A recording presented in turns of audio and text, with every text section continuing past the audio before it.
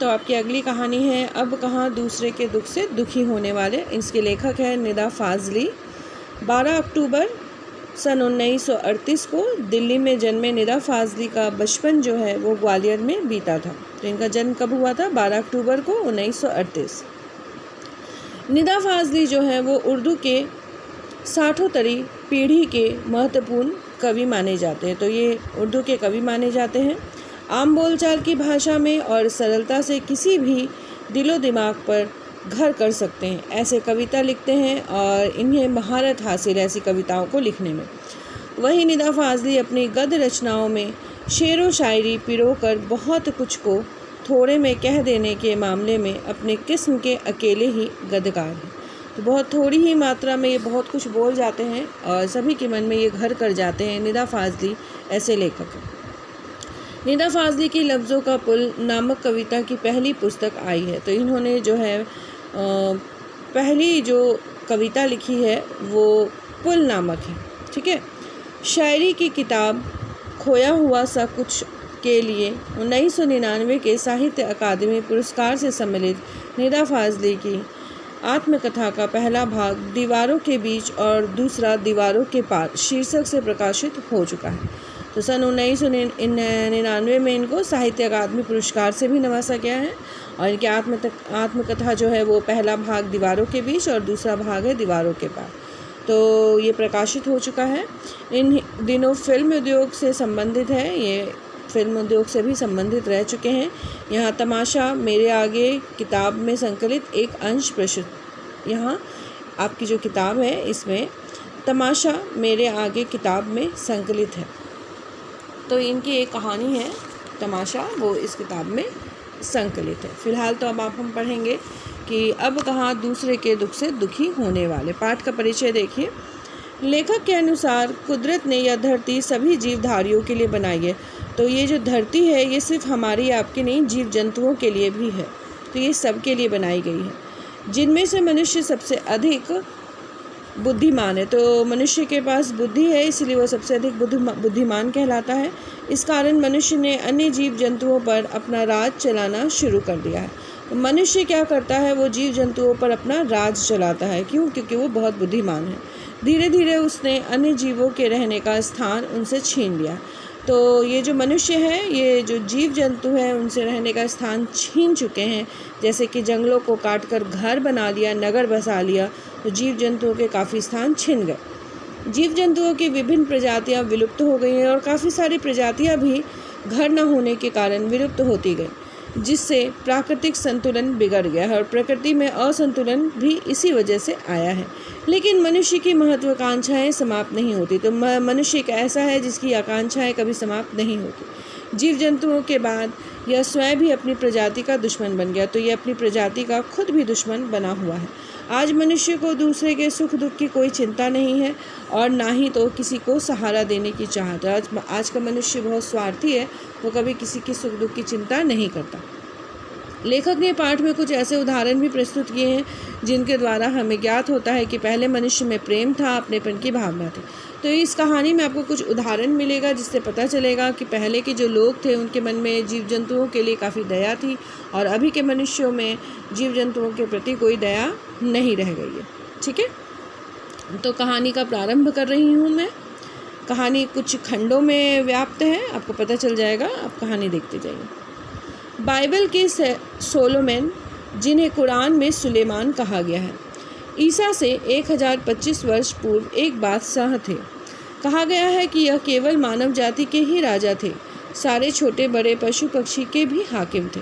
वह इन सबकी भाषा भी जानते थे। एक दफ़ा सुलेमान अपने लश्कर के साथ एक रास्ते से गुज़र रहे थे। तो जो बाइबल के सोलोमन हैं वही कुरान में सुलेमान के नाम से जाना गया।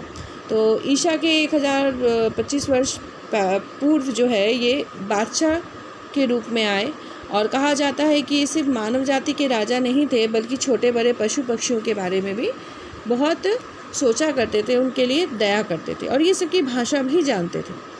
एक दफ़ा क्या हुआ, सुलेमान जो है वो अपने घोड़े और अपने साथी के साथ, अपने जो सेना है उसके साथ एक रास्ते से वो गुजर रहे थे। रास्ते में उन्होंने देखा कि चींटियों ने घोड़ों की टापों की आवाज़ सुनी, तो वो डरकर एक दूसरे से कहने लगे, आप जल्दी से अपने अपने बिलों में चलो, फ़ौज आ रही है। तो सुलेमान चूँकि जीव जंतुओं की भाषा समझ सकते थे, इसीलिए उन्होंने चींटियों की बात सुन ली कि वो घोड़े की आवाज़ से डर कर छिपने की बात कर रहे हैं। तो सुलेमान उनकी बातें सुनकर थोड़ी दूर पर ही रुक गए और चींटियों से बोले, घबराओ नहीं, सुलेमान को खुदा ने सबका रखवाला बनाया है। तो फिर वो चींटियों से कहते हैं कि तुम डरो मत, सुलेमान ऐसा है जो सबके बारे सोचता है। मैं किसी के लिए मुसीबत नहीं बनूंगा, सबके लिए मोहब्बत हूँ, तो सबके लिए प्रेम रखता हूँ। चींटियों ने उनके लिए ईश्वर से दुआ की और सुलेमान अपनी मंजिल की ओर बढ़ गए। तो इस तरह से देखा आपने कि एक छोटी सी चींटी की बात भी सुलेमान ने सुन ली, उसके प्रति भी सुलेमान ने अपने मन में दया रखी। ऐसी ही एक घटना का जिक्र सिंधी भाषा के महाकवि शेख अय्याज ने अपनी आत्मकथा में लिखा है। उन्होंने लिखा कि एक दिन उनके पिता जो है वो कुएं से नहाकर लौटे थे। माँ ने भोजन परोसा और उन्होंने जैसे ही रोटी का एक कौर तोड़ा, उनकी नज़र अपनी बाजू पर पड़ी। वहाँ एक काला च्योंटा रेंग रहा था। तो ठीक ऐसी ही एक कहानी जो है, इसका जिक्र है सिंधी भाषा के जो महाकवि हैं शेख अय्याज, उन्होंने अपनी आत्मकथा, अपनी कहानी में ऐसी एक छोटी सी घटना का जिक्र भी किया है कि उनके पिताजी जो हैं वो कुएं से नहाकर वापस लौटे और भोजन माँ ने परोस दिया था। जैसे ही वो पहला कौर खाने वाले थे, उन्होंने देखा कि उनके हाथ पे एक चींटी रेंग रही, वहाँ पे काला रंग का च्योंटा जो है वो रेंग रहा था। वह भोजन छोड़कर तुरंत उठ खड़े हुए।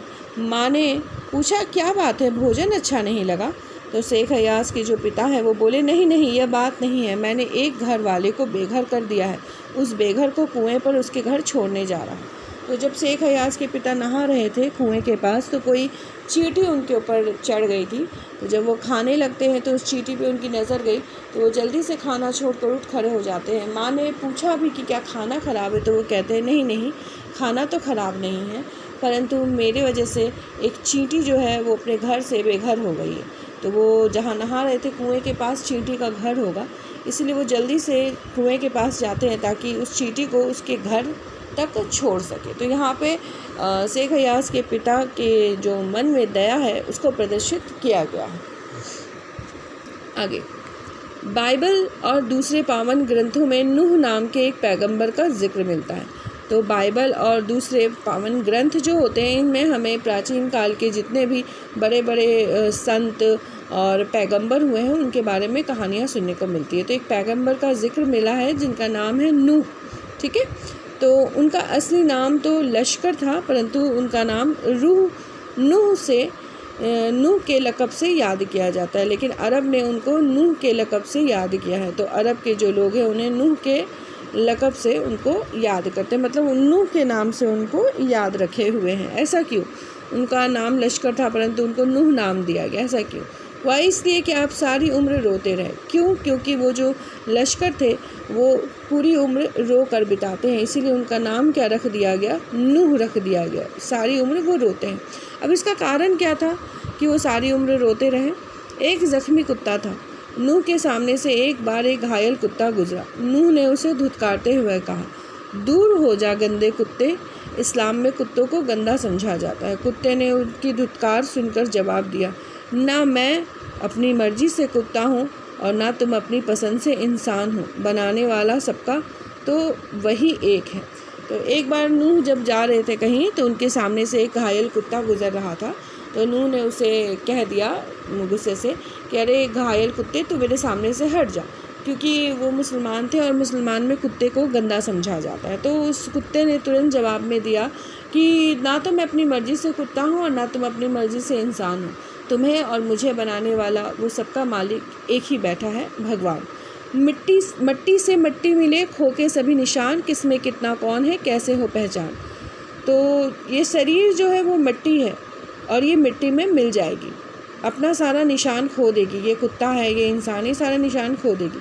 इस मिट्टी में कौन कितना है, कौन कितना इंसान है, कौन कितना कुत्ता है, कोई पहचान कर सकता है? कभी भी पहचान नहीं कर सकता, क्योंकि एक बार मिट्टी में मिल जाने के बाद किसी की पहचान हो सकती है? नहीं। तो नूह ने जब उसकी बात सुनी तो वह दुखी हो गया और मुद्दत तक वो रोते रहा, मतलब बहुत सालों तक वो इस दुख से रोते रहा। महाभारत में युधिष्ठिर का जो अंत तक साथ निभाता नजर आता है वह भी प्रतीकात्मक रूप में एक कुत्ता ही था।